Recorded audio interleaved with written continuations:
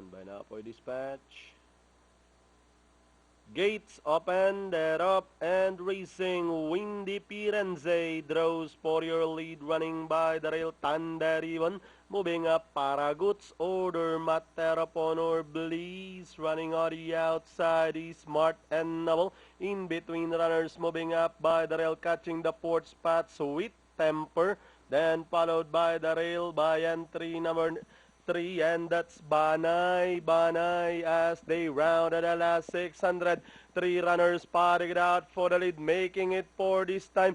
Joining on the outside, Gross Income, but we have Materaponor running at the center, and by the rail, Paraguts order. Windy Pirenze, Smart and Noble as they turn for home. Windy Pirenze, Smart and Noble in between runners, moving up. Gross Income, Paraguts order also in there, and down the stretch they come. Materaponor, Paraguts order. Gross Income is on the outside. We have Materaponor Income leveling up on the outside, but Materaponor survived this one over Gross Income. Then comes number 2, Power Negotiator. Paraguts orders Smart and Noble for your Pentafecta.